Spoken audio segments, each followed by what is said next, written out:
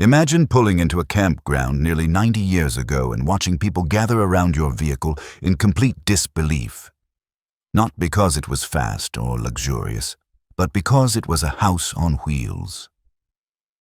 Long before the words RV or motorhome entered everyday language, Ford quietly built one of America's earliest factory-backed camping vehicles, the 1937 Ford house car.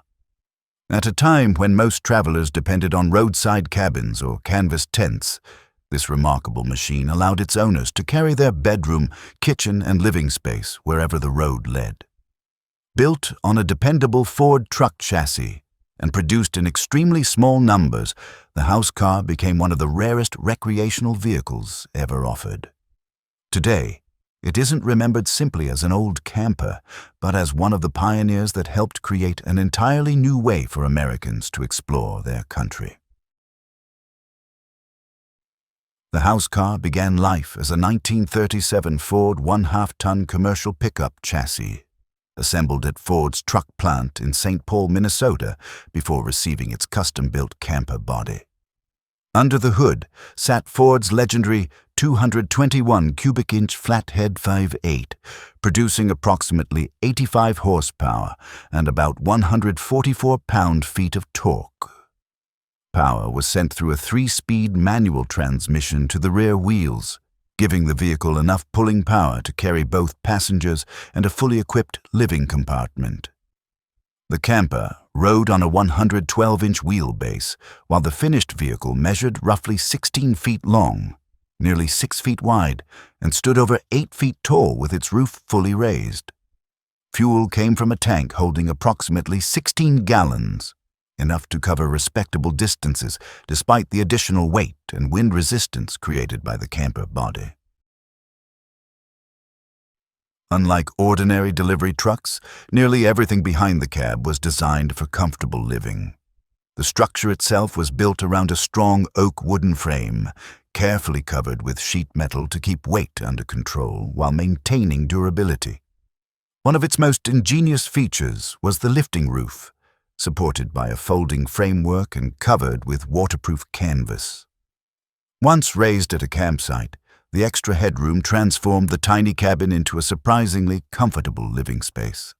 Inside, every square inch served a purpose. A folding bed quickly converted the sleeping area. A collapsible table created space for meals.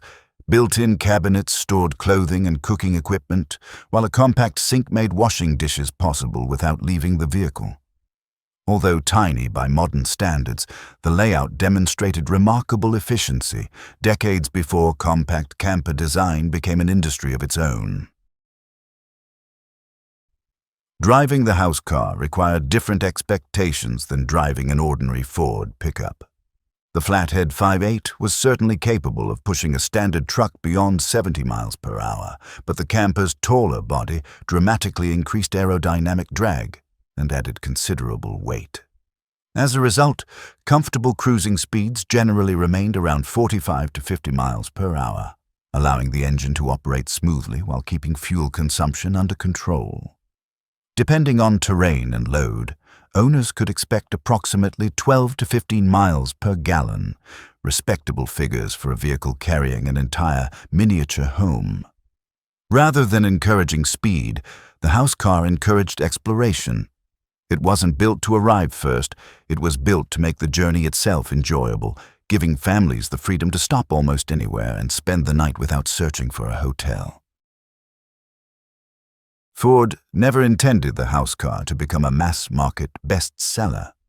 Historical records suggest that only around 6 examples were completed each year, making it one of the rarest production-based campers of the pre-war era.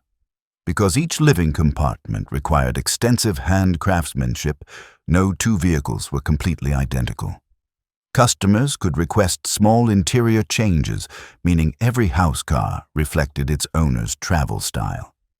Instead of advertising speed or luxury, Ford promoted freedom, the ability to leave crowded cities behind and explore America's growing highway network without depending on hotels or restaurants. During the late 1930s, as improved roads encouraged longer family vacations, The house car quietly introduced an idea that would later define an entire industry. Your destination no longer had to determine where you spent the night. Home could travel with you wherever the road happened to lead. Perhaps the most remarkable chapter of the house car's story unfolded decades after production ended. In 2001, one exceptionally original example was discovered hidden inside a private garage in Minnesota. Even more astonishing, the odometer showed only about 19,000 miles, an incredibly low figure for a working vehicle built before World War II. Time had preserved many original details, including factory hardware, interior fittings, and even the original owner's manual still resting inside the glove compartment. Following a meticulous restoration, the house car appeared at prestigious collector events and auctions, where enthusiasts immediately recognized its historical significance. Today, surviving examples are regarded as priceless milestones in American recreational vehicle history, representing the moment when practical transportation first evolved into mobile living decades before the modern RV boom began. Looking back today, the 1937 Ford house car was far more than a clever camper conversion. It was a vision of the future. It combined the dependable Flathead V8, a rugged rear-wheel drive truck chassis, and a thoughtfully designed living compartment into a single vehicle capable of carrying both its passengers and their home across America.